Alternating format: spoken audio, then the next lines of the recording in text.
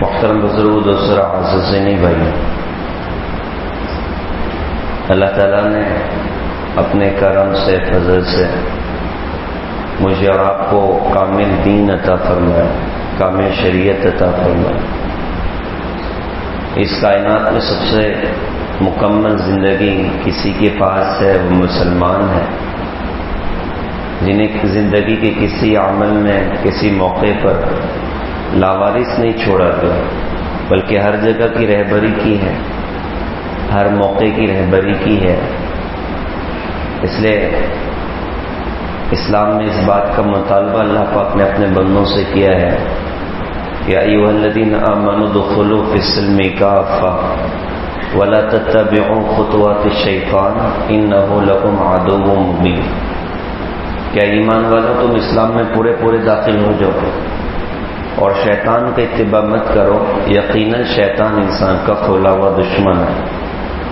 اللہ نے مکمل اسلام کا مطالبہ کیا، مکمل دین کا مطالبہ کیا۔ مطالبہ اس لیے مکمل اسلام کا کیا کہ دیا مکمل اسلام ہے، دیا مکمل دین ہے، کہیں اوروں کا محتاج نہیں چھوڑا ہے، کہیں لاوارث نہیں چھوڑا۔ حضرت عبداللہ ابن سلام یہودیوں کے بڑے عالم تھے اور اکثر مدینہ میں یہود رہتے تھے، بنی قریظہ کا قبیلہ اور دوسرے یہودیوں کے قبیلے تھے۔ تو یہود اور نصارہ کی قوم و قوم ہے جس کے بارے میں اللہ پاک قرآن پاک میں ارشاد فرماتے ہیں، الذین آتیناہم الکتاب یعرفونہ کما یعرفون ابناءہم، کہ اہل کتاب یہ تو ہمارے نبی کو اپنی اولاد کی طرح سے پہچانتے۔ حضرت محمد صلی اللہ علیہ وسلم کی ذات اقدس وہ عجیب شخصیت ہے کہ کائنات کی ہر کتاب میں جو اللہ پاک نے آسمان دنیا سے اتاری، اللہ پاک نے حضرت محمد صلی اللہ علیہ وسلم کا تذکرہ فرمایا۔ تورات میں، انجیل میں، زبور میں حضرت محمد صلی اللہ علیہ وسلم کی باقاعدہ نشانیاں، ان کی علامات، کہاں پیدا ہوں گے، کہاں ہجرت کریں گے، وہ سارا کا سارا اس میں لکھا تھا۔ بلکہ کعب احبار ایک بڑے شخص تھے یہودیوں کے، کلمہ جب پڑھا تھا تو اکثر صحابہ کی مجلس میں بیٹھتی تو وہ سنتے تھے کہ میں تورات میں حضرت محمد صلی اللہ علیہ وسلم کے بارے میں کیا کچھ لکھا ہوا پڑھتا ہوں۔ تو ایک مرتبہ انہوں نے کہا تھا کہ نجد مکتوبا محمد رسول اللہ عبدی المختار، کہا کہ ہم تورات میں لکھا ہوا پڑھتے ہیں کہ اللہ فرماتے ہیں کہ محمد صلی اللہ علیہ وسلم میرے بندے جن کو میں نے چن لیا ہے، لا فظ ولا غلیظ، نہ ہی وہ زبان دراز ہوں گے، نہ سخت دین ہوں گے، ولا سخاب فی الاسواق، اور نہ ہی وہ بازاروں میں شور مچانے والے ہوں گے، ولا یجزی بالسیئۃ سیئۃ، وہ برائی کا بدلہ برائی سے نہیں دیں گے، ولکن یعفو ویغفر، بلکہ عفو اور درگزر سے معاملہ فرمائے۔ اور کہا کہ اس میں یہ بھی لکھا تھا مولدہ بمکہ وہجرتہ بطیبہ وملکہ بالشام، محمد صلی اللہ علیہ وسلم کی پیدائش کی جگہ مکہ ہوگی، ان کی ہجرت کی جگہ مدینہ ہوگی، اور ان کا ملک شام تک ان کا اپنا ملک پھیلا ہوا ہوگا۔ یہاں تک یہودیوں اور عیسائیوں کی کتابوں میں لکھا ہوا، تورات انجیل زبور میں لکھا ہوا کہ حضرت محمد صلی اللہ علیہ وسلم کی پیدائش کہاں ہونی ہے، آپ کی ہجرت کہاں ہونی ہے، اللہ کے رسول کا قیام ہوا مدینہ میں۔ دو بڑے یہودی عالم ملک شام سے مدینہ آئے کسی ضرورت سے، مدینہ کی بستی کو دیکھا، آپس میں باتیں کرنے لگے۔ یہ بستی اس بستی کی طرح معلوم ہوتی ہے جس میں آخری نبی ہجرت کر کے آئے۔ اب وہ یہ باتیں کر ہی رہے تھے کہ کسی نے کہا یہاں پر کوئی بزرگ ہیں، وہ مکہ سے آئے ہوئے ہیں اور وہ اپنی نبوت کا دعویٰ کرتے ہیں اور لوگ ان کو اللہ کا نبی مانتے ہیں۔ تو یہودیوں نے کہا بھائی بتاؤ وہ کدھر ہم دیکھنا چاہتے ہیں۔ جب وہ آئے ہمارے آقا حضرت محمد صلی اللہ علیہ وسلم کو دیکھنے کے لیے تو نظر پڑتے ہی جتنی نشانیاں انہوں نے کتابوں میں پائی تھی حضرت کے بارے میں، وہ ساری کی ساری حضور پاک صلی اللہ علیہ وسلم میں نظر آ گئی۔ آگے بڑے ملاقات کر کے پوچھا جی آپ محمد ہیں؟ آپ نے فرمایا کہ ہاں میں محمد ہوں۔ پھر کہا جی آپ احمد ہیں؟ آپ نے فرمایا کہ ہاں میں محمد بھی ہوں، میں احمد بھی ہوں۔ پھر کہا جی آپ سے ایک سوال کرنا ہے، آپ نے صحیح جواب دیا تو ہم کلمہ پڑھ جائیں گے، اور اگر جواب ٹھیک نہ رہا تو ہم کلمہ نہ پڑھیں۔ آپ نے فرمایا ٹھیک ہے بھائی سوال کرو۔ تو یہودی علماء نے سوال کیا کہ آپ ہمیں بتائیں کہ اللہ کے کلام کی سب سے بڑی شہادت کون سی ہے؟ تو قرآن میں ابھی تک وہ آیت نازل نہیں ہوئی تھی. ادھر یہودیوں کی زبان کا سوال ختم ہوا اور ادھر آسمانی دنیا پر ہلچل مچی ہے اور اللہ نے جبرائیل کو دوڑایا قرآن کی سب سے بڑی شہادت لے کر. شہید اللہ انہ لا الہ الا ہو والملائکہ واولو العلم قائما بالقسط لا الہ الا هو العزیز الحکیم. جبرائیل نے آیت لے کر جبرائیل نازل ہو گئے. اللہ کے رسول نے قرآن کی اس آیت کو پڑھا. آپ آخری آیت کے ٹکڑے پر پہنچے. ادھر یہودیوں کی زبان پر جملہ تھا اشہد ان لا الہ الا اللہ وانک محمد رسول اللہ صلی اللہ علیہ وسلم. تو آپ کی نشانیاں اللہ پاک نے کتابوں میں اللہ پاک نے اتاری تھی. تو مدینہ میں عبداللہ ابن سلام بڑے یہودی عالم رہتے تھے. تو جب حضرت مدینہ پہنچے عبداللہ ابن سلام نے اپنے آپ سے کہا کہ چلو چل کے دیکھنا چاہیے کہ سچے نبی ہیں کہ جھوٹے نبی ہیں. تو کہتے ہیں میں پہنچا حضرت کو دیکھنے کے لیے. پہلی نظر حضرت محمد صلی اللہ علیہ وسلم کے مبارک چہرے پر پڑی. میرا دل پکار اٹھا کہ چہرہ جھوٹے آدمی کا نہیں ہو سکتا. اور کہتے ہیں کہ میں نے پہلی بات جو حضرت محمد صلی اللہ علیہ وسلم کی زبان سے مدینہ میں سنی وہ بات یہ تھی افشوا السلام اطعموا الطعام وصلوا الارحام صلوا باللیل والناس نیام تدخلوا الجنۃ بسلام. سلام کو پھیلاؤ, کھانے کھلاؤ, صلہ رحمی کرو, رات کو جب سب سو جائیں تو نماز پڑھو, جنت میں سلامتی کے ساتھ داخل ہو جاؤ. تو یہودی عالم کہتے ہیں میرا دل پکار اٹھا یہ جملہ سوائے نبی کے کوئی آدمی نہیں کہہ سکتا. اسلام میں داخل ہو گئے. بڑی عجیب پررسم بات. یہودی اونٹ کا گوشت نہیں کھاتے تھے, سنیچر کے دن کی تعظیم کرتے تھے. تو عبداللہ ابن سلام انہوں نے کلمہ پڑھا. کلمہ پڑھنے کے بعد ایک خیال ان کے ذہن میں آیا کہ میں کام کرتا ہوں, میں موسیٰ علیہ السلام کی شریعت پر بھی عمل کروں گا اور حضرت محمد صلی اللہ علیہ وسلم کی شریعت پر بھی عمل کروں گا. میں سنیچر کے دن کی تعظیم کر لیا کروں گا اور ان کا گوشت نہیں کھاؤں گا. ایٹ اے ٹائم دونوں شریعت پر عمل ہوگا, کتنا اچھا ہوگا. یہ ان کا ارادہ بنا. ادھر آسمانی دنیا سے جبرائیل ہمارے نبی کے پاس قرآن پاک کی آیت لے کر نازل ہوئے.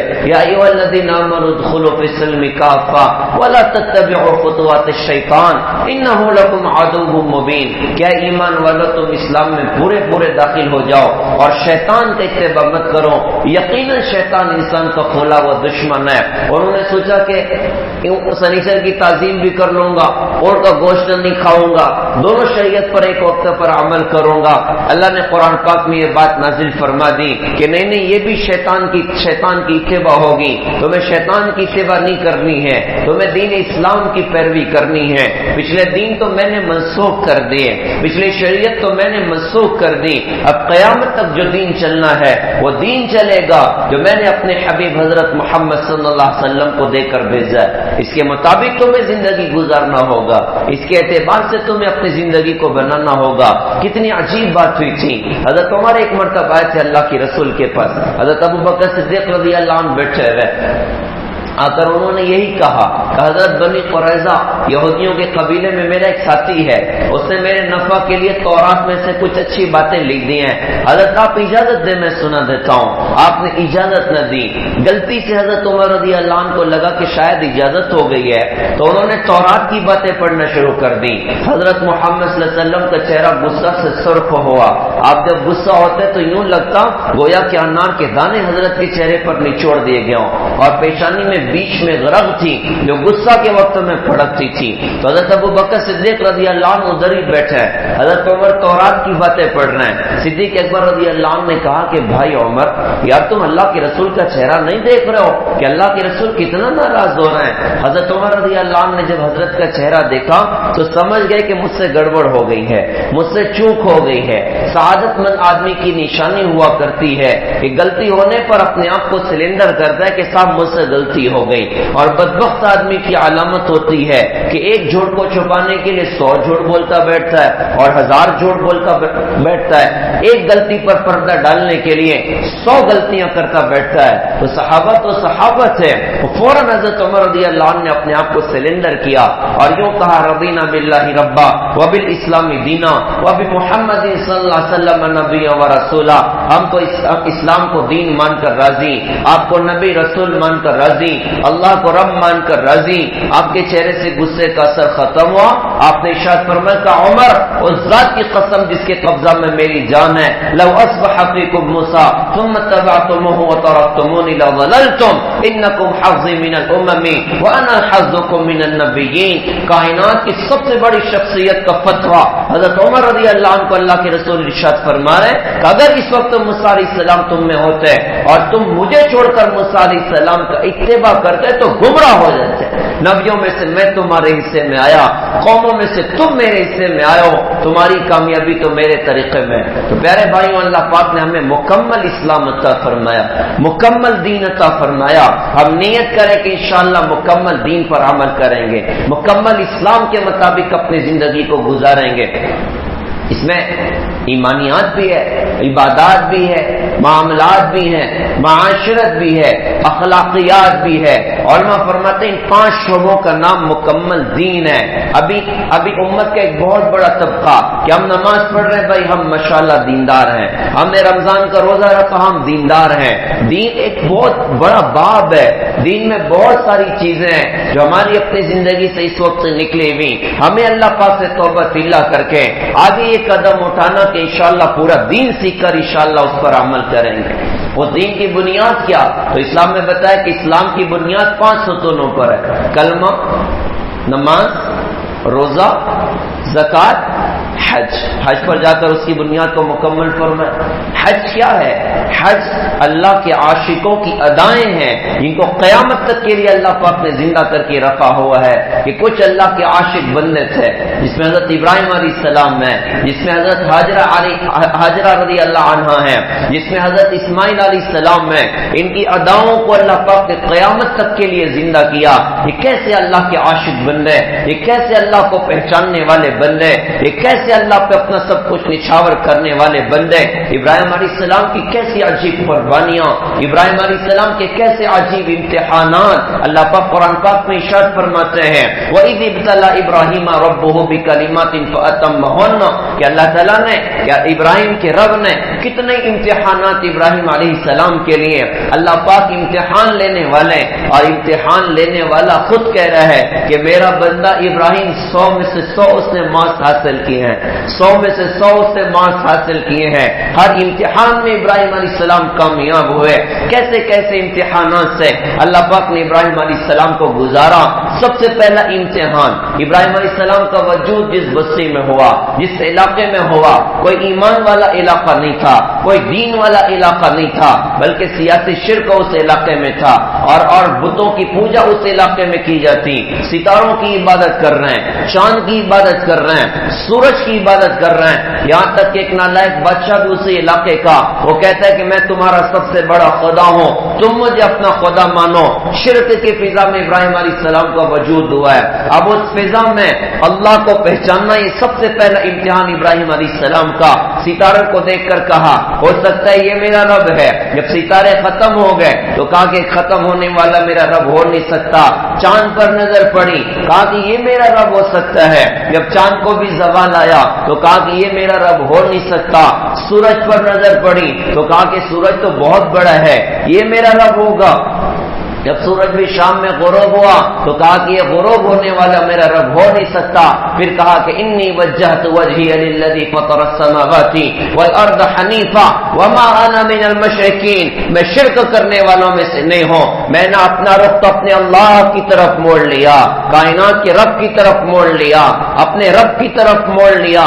ابراہیم علیہ السلام نے شرک کے ماحول میں اپنے اللہ کو پہچانا، اللہ نے نبوت عطا فرمائی، اللہ نے معرفت عطا فرمائی، اللہ نے اپنا تعلق عطا فرمایا، اللہ نے لوگوں کی ذمہ داری عطا فرمائی۔ ابراہیم علیہ السلام نے اپنے ابا کو دعوت دی کہ ابا بتوں کی کیوں پوجا کرتے ہیں؟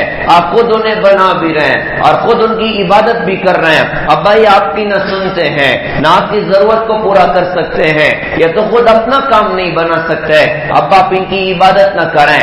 باپ مخالف ہو گئے، کہا کہ تو میرا بیٹا ہو کہ تو مجھے سمجھائے گا، ہم اپنے باپ دادا کے طریقے کو نہیں چھوڑنے والے. اگر تو نے زبان بند نہ کی, اگر تو نے اس طرح کی اس بات کو نہ چھوڑا تو پھر نعوذ باللہ میں تجھے ختم کر دوں گا, پتھر مار مار تجھے ہلاک کر دوں گا. ابراہیم علیہ السلام نے کہا کہ سلام علیک ساستغفر لک ربی. پھر تو ابا جان اب تو میں آپ سے جدائی اختیار کرتا ہوں اور میں اپنے رب سے اس بات کی دعا کروں گا کہ اللہ پاک آپ کو ہدایت عطا فرمائے اور آپ کی مغفرت کا اللہ پاک سامان فرمائے. باپ مخالف ہو گئے, علاقے والوں کو دعوت دی, ارے تم بتوں کی عبادت نہ کرو, تم بتوں کی پوجا نہ کرو, یہ سنتے نہیں ہیں, یہ بولتے نہیں ہیں, یہ اپنے آپ کی حفاظت نہیں کر سکتے, تم کیوں ان کی عبادت کرتے ہو. قوم مخالف ہو گئی, قوم کہتی کہ تم تو عجیب ہی بات کرتے ہو, ہم اپنے باپ دادا کا طریقہ چھوڑنے والے نہیں ہیں. ابراہیم علیہ السلام نے سوچا کہ ان کا دماغ تھوڑا سا ٹھیک کرنا چاہیے, کچھ تو ان کا اپنا علاج کرنا چاہیے.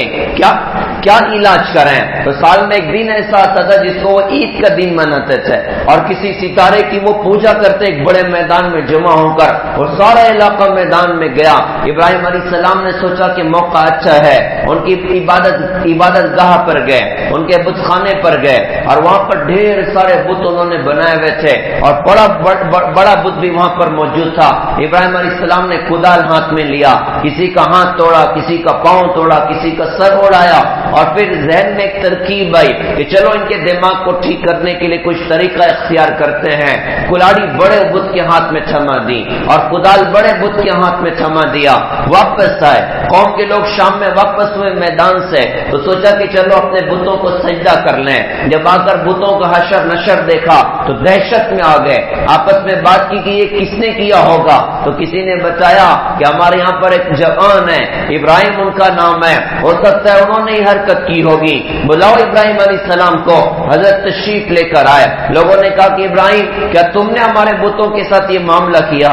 تو ابراہیم علیہ السلام نے فرمایا کہ بھائی ثبوت تلاش کرو, ثبوت تلاش کرو. تو ثبوت تو یہ بتاتا ہے کہ یہ جو بڑا بت ہے نا, اس کے ہاتھ میں ایک کدال ہے, اسی نے سارے چھوٹے بتوں کو توڑا ہوگا. تو لوگوں نے کہا کہ ابراہیم تمہیں تو پتہ ہے نا یہ بولتے نہیں ہیں. ابراہیم علیہ السلام نے فرمایا کہ تمہاری عقلوں پر لعنت ہو کہ جب یہ بولتے نہیں اور جواب نہیں دیتے, یہ کیسے تمہاری حفاظت کریں گے, یہ کیسے تمہارا اپنا کام بنائیں گے, اور یہ جب خود اپنے آپ کو نہیں بچا سکتے یہ تمہاری کیسے حفاظت کریں گے. قوم مخالف ہو گئی. بادشاہ کو علم ہوا, بادشاہ نے طلب کیا. بادشاہ نے کہا کہ ابراہیم کیا تم میرے علاوہ بھی کسی کی عبادت کرتے ہو, کیا تم میرے علاوہ کسی کو خدا مانتے ہو؟ تو ابراہیم علیہ السلام نے فرمایا کہ میں تو اپنے اللہ کی عبادت کرتا ہوں, میں اللہ کے ساتھ کسی کو شریک نہیں کرتا. تو نمرود نے پوچھا کہ یہ اللہ کون ہے؟ تو ابراہیم علیہ السلام نے فرمایا میرا اللہ تو وہ ہے جو زندہ سے مردہ کو نکالتا ہے اور مردہ سے زندہ کو نکالتا ہے. اس کے دماغ میں بھوسا بھرا ہوا تھا. بدبخت نے کہا کہ یہ کام تو میں بھی کر سکتا ہوں. قید خانے سے 2 قیدیوں کو بلایا, ایک کو کہا کہ جا میں نے تجھے آزاد کر دیا, اور دوسرے کی گردن بدن سے ادھر ہی جدا کروا دی.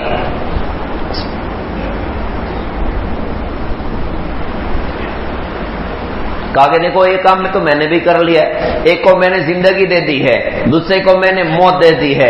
ابراہیم علیہ السلام نے سوچا کہ اس کے دماغ کو بھی کوئی کلاڑی کی ضرورت ہے. ابراہیم علیہ السلام نے فرمایا میرا اللہ وہ ہے جو سورج کو مشرق سے نکالتا ہے, اگر تو خدا ہونے کا دعویٰ کرتا ہے تو مغرب سے سورج کو نکال کے دکھا.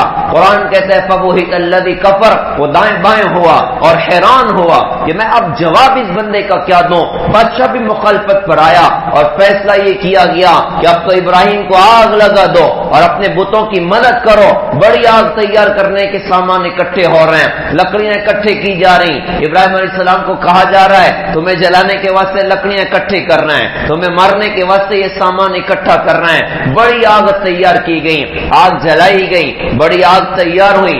ابراہیم علیہ السلام کو پھینکے تو کیسے پھینکے؟ شیطان نے ذہن میں ترکیب لوگوں کے ڈالی.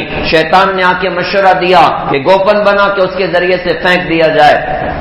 آگ میں پھینک دیے گئے. جب پھینکا گیا تو چونکہ فرشتوں کا بھی آج تک تجربہ یہی تھا کہ آرگینک میٹر آگ میں جائے تو جل کے راکھ بن جاتا ہے, تو انہوں نے آج تک لوگوں کو جلتے ہی آگ میں دیکھا تھا. تو فرشتوں میں بھی چیخ چنگھاڑا مچا, فرشتے بھی بے قرار ہو گئے. تو بڑے بڑے فرشتے اللہ کی بارگاہ میں کہ اللہ تیرے خلیل کی مدد کو جائیں, کہ ٹھیک ہے قبول کر لے تو مدد کر دینا. جبرائیل بھی آ گئے, میکائیل بھی آ گئے, بڑے بڑے فرشتے آ گئے کہ ابراہیم کچھ مدد کریں. ابراہیم علیہ السلام السلام نے سوال کیا کیا تمہیں اللہ نے بھیجا ہے؟ کہا جی اللہ نے نہیں بھیجا، اللہ سے اجازت لے کر آئے ہیں۔ ابراہیم علیہ السلام نے فرمایا کہ مجھے تمہاری کوئی ضرورت نہیں ہے، میرا اللہ مجھے کافی ہے۔ جب اللہ نے دیکھا کہ میرا خلیل اپنے آپ کو بچانے کے لیے کسی مخلوق کو اختیار نہیں کرتے ہیں تو اللہ نے بھی ان کی حفاظت کرنے کے لیے کسی مخلوق کو اللہ پاک نے اختیار نہیں کیا، بلکہ براہ راست اللہ پاک نے آپ کو حکم دیا ہے یا نارو کرنی بردا و سلاما علی ابراہیم کہ آگ میرے ابراہیم پر سلامتی کے ساتھ ٹھنڈی ہو جا۔ اللہ نے آگ کو باغ بنا کے دکھا دیا، اللہ نے زندگی کے سامان آگ میں مہیا کر کے دکھا دیے۔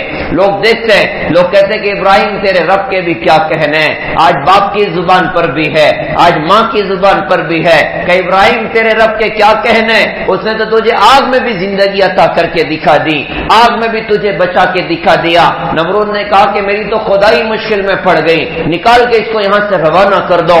ابراہیم علیہ السلام کو وطن چھوڑنا پڑا، اپنی بیوی کے ساتھ نکلے، اپنے اب کئی لوگوں نے ماشاءاللہ کلمہ پڑھ لیا تھا، ان کو بھی ساتھ میں لیا، لوط علیہ السلام بھی ساتھ میں تھے، ان کی ایک مومنہ بیوی بھی حضرت ابراہیم علیہ السلام کے ساتھ میں تھی۔ چھوٹا سا قافلہ بنا، ہجرت کر گئے، کسی اور علاقے میں پہنچے، وہاں پر پہنچے، کسی موقع سے مصر جانا ہوا، ساتھ میں حضرت سارہ تھی، حضرت سارہ سے ابراہیم علیہ السلام کو اولاد نہ تھی۔ مختصر یہ کہ وہاں کے بادشاہ نے اس بات کا آفر کیا کہ آپ میری بیٹی ہاجرہ سے نکاح کر لیں۔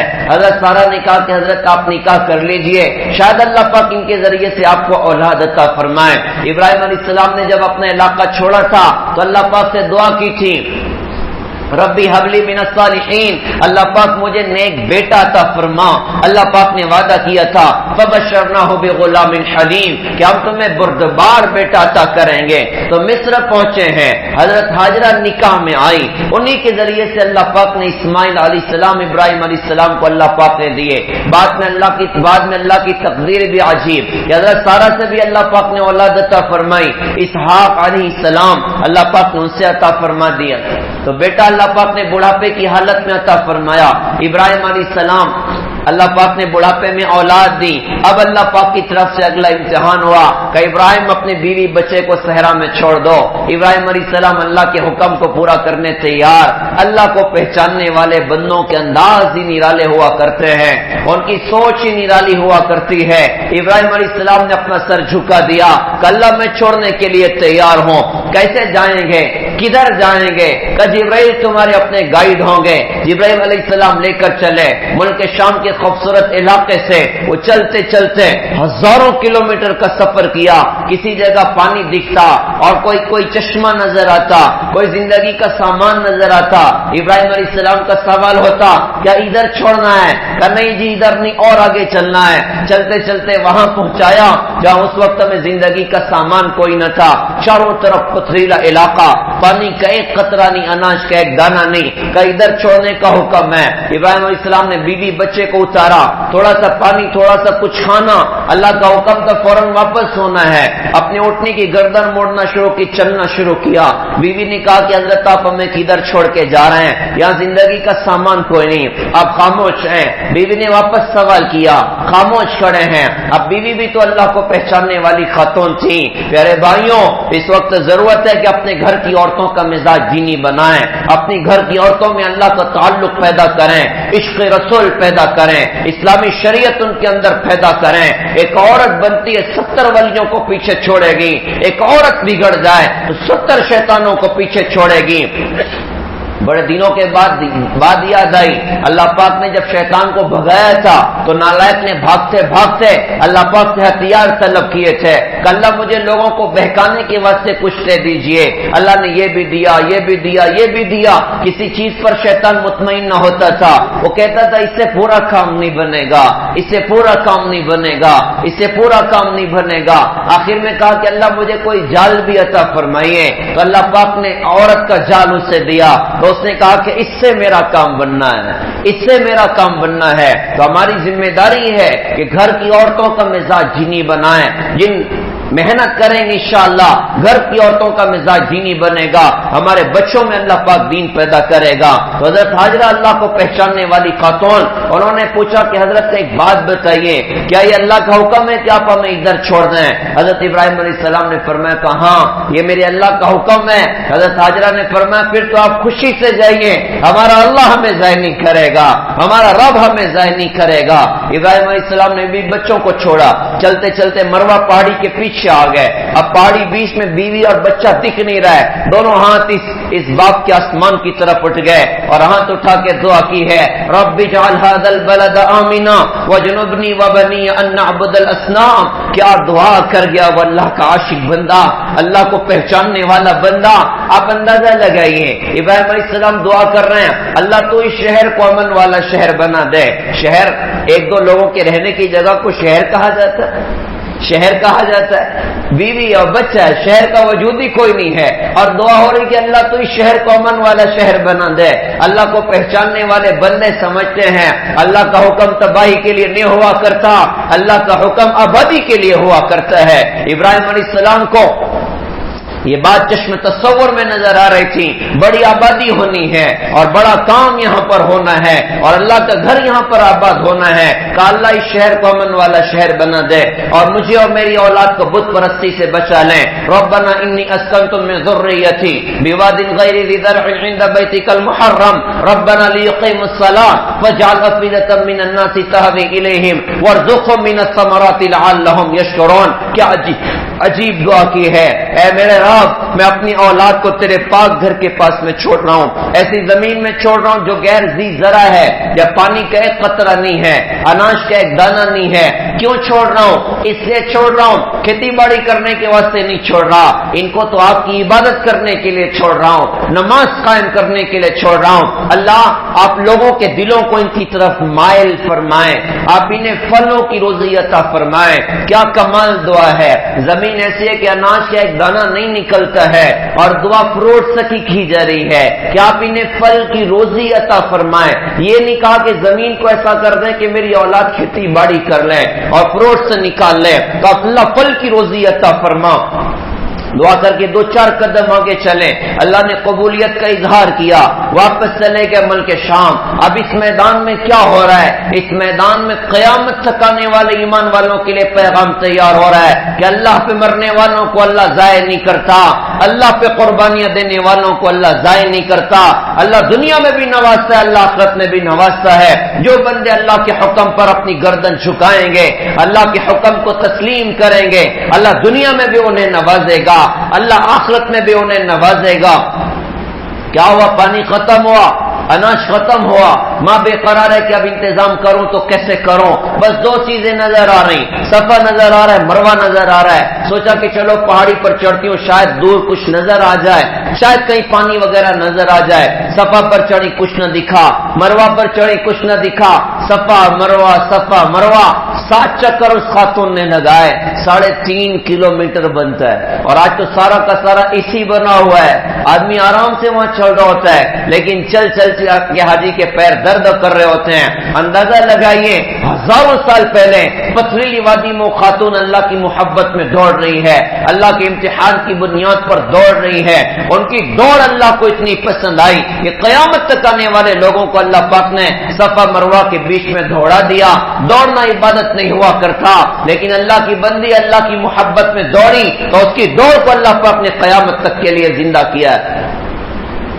تو 7 چکر کے بعد نا امید ہو گئی کہ اب تو سامان کوئی نہیں بننا، اپنے آپ کو زمین پر ڈالتا ہے۔ کچھ آہٹ سی محسوس ہوئی تو خیال ہوا شاید بچے کے پاس کوئی ہے، فوراً اٹھ کے بچے کے پاس پہنچی تو کیا منظر دیکھا کہ بچے کی ایڑی کے پاس سے پانی ابل رہا ہے، تو اس کو زمزم کہہ کے روکا، ٹھہر جا ٹھہر جا۔ اللہ کے رسول نے فرمایا کہ اللہ حجرہ کے حال پر رحم کریں، اگر وہ اس کو زمزم کہہ کے نہ روکتی یہ پانی پوری دنیا میں جاتا۔ کیسا پانی اللہ پاک نے عطا فرمایا۔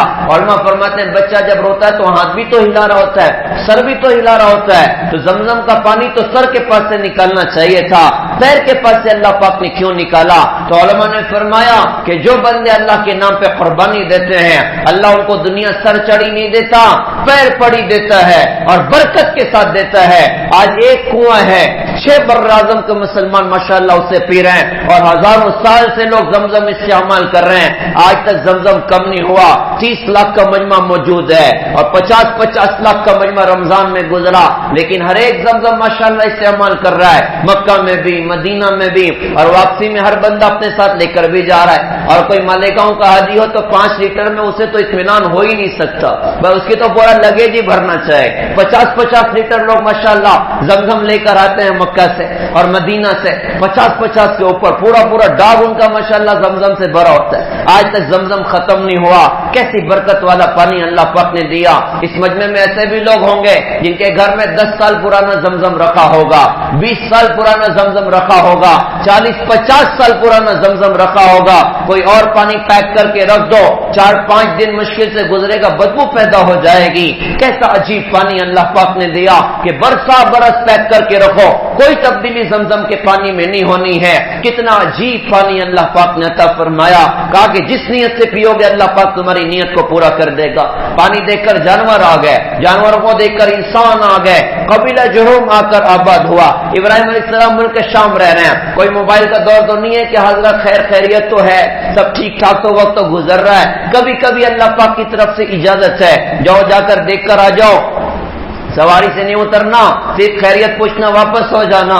کئی مرتبہ یہ بھی امتحان ہوا، ایک مرتبہ آئے تو اللہ پاک کی طرف سے اجازت ہو گئی، تھوڑا بیوی بچوں کے پاس رک جائیے، قیام کر لیا، قیام کیا۔ اب ایک اور بڑا امتحان آگے کے واسطے تیار تھا اور ایک بڑا پیغام قوم کے لیے تیار ہونا تھا۔ 8 ذی الحجہ ابراہیم علیہ السلام سوئے ہیں تو خواب دیکھا کہ میں اپنی محبوب چیز کو اللہ کے نام پہ قربان کر رہا ہوں۔ 100 اونٹ اٹھے تو ذبح کر دیے۔ دوسرے دن پھر خواب دیکھا 9 ذی الحجہ اپنی محبوب چیز کو اللہ کے نام پہ قربان کر رہا ہوں، پھر 100 اونٹ اللہ کے نام پہ قربان کر دیے۔ تیسرے دن 10 ذی الحجہ پھر خواب دیکھا تو اب سمجھ گئے کہ اللہ کو میرے بیٹا اسماعیل کی قربانی مقصود ہے۔ اپنی بیوی سے کہا تیار کرو، لے کے جانا ہے۔ انہوں نے تیار کیا، لے کر چلنا شروع کیا مینا کی وادی کی طرف۔ راستے میں نالائق شیطان آیا اور شیطان نے کہا کہ ابراہیم تمہیں پتہ ہے قابیل نے اپنے بھائی حابیل کا قتل کیا تھا، ساری دنیا اس کو تھو کرتی ہے، آپ اپنی اولاد کو کھٹو گے دنیا آپ کو کتنا بدنام کرے گی۔ ابراہیم علیہ السلام نے فرمایا کہ قابیل نے حابیل کا قتل اپنی نفسانی خواہش کے لیے کیا تھا، میں اپنے اسماعیل کی گردن پہ چھری چلاؤں گا، اپنی خواہش کی بنیاد پر نہیں، اپنے رب کے حکم کی بنیاد پر۔ اور کنکر اٹھا کے اس کو مارا۔ ان کی ادا اللہ کو اتنی پسند آئی کہ قیامت تک کے لیے اللہ پاک نے ان کی ادا کو زندہ کیا۔ ماشاءاللہ حجاج کرام آج بھی کنکریاں ماریں گے، اللہ ہمیں بھی ایسی سعادت عطا فرمائے، اللہ ہمیں بھی حج کے موسم میں اپنے اس بارگاہ کی حاضری کی توفیق بار بار عطا فرمائے، بار بار عطا فرمائے۔ حاجی کنکریاں ماریں گے، اب چونکہ کنکری مارنے کا موقع ہوتا ہے تو فرسٹ ٹائم شیطان کو مرنے کا موقع ملا ہے تو اس مقام پر حاجی بہت جوش میں ہوتا ہے، بہت جوش میں ہوتا ہے۔ بلکہ بعض حاجیوں کو تو دیکھا گیا کہ کنگری ختم ہو گئی تو اب پریشان ہے کہ ماروں تو کیا ماروں، چپل اٹھا کے پھینک رہے ہیں، کوئی اور شے اٹھا کے پھینک رہے ہیں۔ ہمارے مولانا یونس صاحب پورنا والے رحمت اللہ علیہ وہ ایک لطیفہ سناتے تھے کہ ایک بڑا حبشی وہاں پر آیا، کنکریاں مارنی تھی، وہ مار ساری جوش میں ماری، سب ختم ہو گئی۔ اب حیران تھا کہ کیا اٹھا کے پھینک کے ماروں، بازو میں کوئی کینیا کا کوئی ناٹکت کا بندہ کھڑا ہوا تھا، وہ اس کو اٹھا کے اس نے پھینکا۔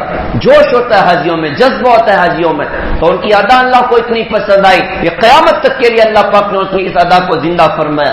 مینا کی وادی پہنچے، جا کر اپنے 6 سال کے بچے سے ایک بوڑھا باپ کہتا ہے یا بنی انی اری فی المنام انی اذبحک فانظر ماذا تری، بیٹا میں نے خواب دیکھا ہے میں تجھے اللہ کے نام پہ ذبح کر رہا ہوں، بتا تیری کیا رائے ہے۔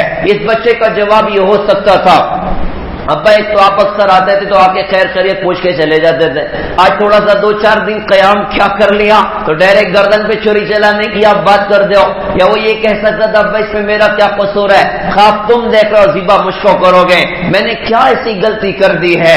لیکن بچہ بھی اللہ کو پہچاننے والا تھا، بچے نے کہا یا ابتی فعل ما تؤمر، ستجدنی انشاءاللہ من الصابرین. یہ تجدو سے پہلے سین لگا ہوا ہے، اس کا مطلب یہ بنتا ہے. اور بچہ کہہ رہے ہیں ابا جان آپ مجھے جلدی ذبح کرنا ہے، آپ مجھے جلدی ذبح کرنا ہے، آپ مجھے صبر کرنے والوں میں سے پائیں گے، آپ مجھے صبر کرنے والوں میں سے پائیں گے. ابراہیم علیہ السلام چونک گئے، لگتا ہے بچہ کچھ اور سمجھ گیا. کہا بیٹا میں تجھے ذبح کرنے کی بات کر رہا ہوں. کہا ابا جان مجھے پتہ ہے میں مر جاؤں گا، لیکن آپ سے بہتر اللہ ہے، مجھے اللہ مل جائیں گے، اور دنیا سے بہتر جنت ہے، مجھے جنت مل جائے گی. آپ مجھے جلدی ذبح کرنا ہے. واقعی پیارے بھائیوں، رب مل گیا تو سب مل گیا، رب نہ ملا تو کچھ نہ ملا. ہم بھی اپنے اللہ کو اپنا بنانا زندگی کا مقصد بنائیں، اللہ کو راضی کرنا مقصد زندگی بنائیں کہ مجھ سے میرا رب راضی ہو جائے، مجھ سے میرا اللہ خوش ہو جائے. اسے تو کہا گیا قل ان صلاتی ونسکی ومحیایا ومماتی للہ رب العالمین. آپ کہہ دیجئے میری نماز، میرے قربانی، میرا جینا، میرا مرنا سب میرے اللہ کے لیے کہ میرا اللہ مجھ سے راضی ہونا چاہے. ابراہیم علیہ السلام سے بچہ کہہ رہا ابا میرے ہاتھ باندھو، پاؤں باندھو. ابا الٹا لیٹا کے ذبح کرنا، ذبح کرنے بعد ادھر ہی دفن کر دینا. میرا جبہ دے تو میری امی کو دے دینا اور کہنا دیکھ رونے دھونے کی بات نہیں، تیرا بیٹا تو تیرے رب کے نام پہ قربان ہوا ہے. اب اندازہ لگائیے کیا ہو رہا ہے مینا کی وادی میں.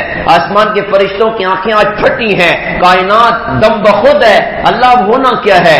اپنے بیٹے کے ہاتھ باندھے، پیر باندھے، الٹا لٹا دیا، سیدھا گھٹنا پیٹ پر رکھا اور الٹے ہاتھ سے سر کے بالوں کو پکڑ کے سر تھوڑا اوپر اٹھایا، سیدھے ہاتھ کی چھری گردن کے نیچے لگائی اور اس حیت میں ایک تیز نگاہ آسمان کی طرف ڈال کر ابراہیم علیہ السلام اللہ پاک سے عرض کر رہے ہیں میرے اللہ کیا آپ مجھ سے ناراض ہو گئے تھے کہ اولاد کی محبت نے دل میں جگہ پکڑ لی تھی؟ اقرار کرتا ہوں کہ محبت اتر گئی تھی، لیکن آپ سے زیادہ اسماعیل سے پیار نہیں کرتا، آپ سے زیادہ اپنی اولاد سے پیار نہیں کرتا. اللہ آپ راضی ہو جائیں، آج میں اسماعیل کو آپ کے نام پہ ذبح کر رہا ہوں. طاقت کے ساتھ چھری کو چلا دیا.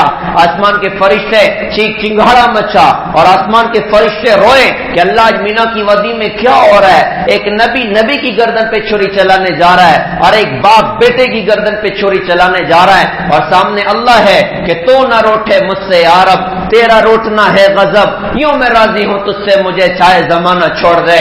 اللہ بھی تو اللہ ہے. اسماعیل علیہ السلام کو بچایا، جنت کا جانور ذبح ہوا اور ابراہیم علیہ السلام کو ٹائٹل ملا قد صدقت الرؤیا. اے ابراہیم آپ نے اپنے خواب کو سچا کر دکھایا اور ان کی قربانی کو قیامت تک کے لیے اللہ پاک نے زندہ کیا. صحابہ نے پوچھا حضرت اس نے ہمارے لیے کیا قربانی میں؟ آپ نے ارشاد فرمایا کہ ابراہیم علیہ السلام کی سنت ہے اور ہر جانور کے بال کے بدلے اللہ تمہیں نیکیاں عطا کرے گا. اس کا خون زمین پر پڑنے سے پہلے اللہ تمہاری مغفرت کا سامان کرے گا اور اس کا گوشت، اس کا خون، اس کی ہر شے 70 گنا بڑھا کر اس کا وزن اللہ تمہارے نام اعمال میں، تمہاری ترازو میں اللہ پاک اس کو رکھے گا. اس کو قیامت تک کے لیے اللہ پاک نے زندہ کیا. یہ بقرعید زندگی کی تبدیلی کا نام ہے، زندگی کے انقلاب کا نام ہے. یہ کون سی بقرعید؟ سوال بنتا ہے کہ ایک طرف تو جانور کی گردن پہ چھری بھی چلے، دوسری طرف چہرے پر اسورا بھی ہو، دوسری طرف موبائل کی ننگے فلمیں بھی ہوں، دوسری طرف آنکھوں کا بے قابو ہونا بھی ہو، دوسری طرف ماں باپ کی نافرمانیاں بھی ہو، دوسری طرف بہنوں کے حقوق کا ضائع کرنا بھی ہو، دوسری طرف ناچنے والوں کے گندے لائف اسٹائل بھی ہوں، دوسری طرف نمازیں بھی دھڑنے سے چھوڑی جا رہی ہوں، دوسری طرف نبی کے طریقے ذبح کیے جا رہے ہوں. بقرعید کا پیغام ہے اللہ کے لیے جینے والے بنو، اللہ کے لیے مرنے والے بنو. لہذا پیارے بھائیوں اس بقرعید کو انشاءاللہ انقلابی بقرعید بنانا کہ آج سے میں اللہ کا بن گیا، آج سے میں اللہ کے رسول کا بن گیا. اللہ تعالیٰ سے دعا ہے اللہ تعالیٰ بقرعید کی حقیقت ہمیں عطا فرمائے، ہمیں 100% دین پر چلنے کی سعادت اور توفیق عطا فرمائے. اور ایک بڑا مجمع اللہ کی بارگاہ میں حاضر ہوا ہے، اللہ سب کی حاضری مبارک کرے اور ہم غریبوں پر بھی اللہ کی نظر کرم ہو جائے، ہم لوگوں پر بھی اللہ کی نظر کرم ہو جائے. اللہ ہمیں بھی بار بار مقبول حاضری نصیب فرمائے. وآخر دعوانا الحمدللہ رب العالمین.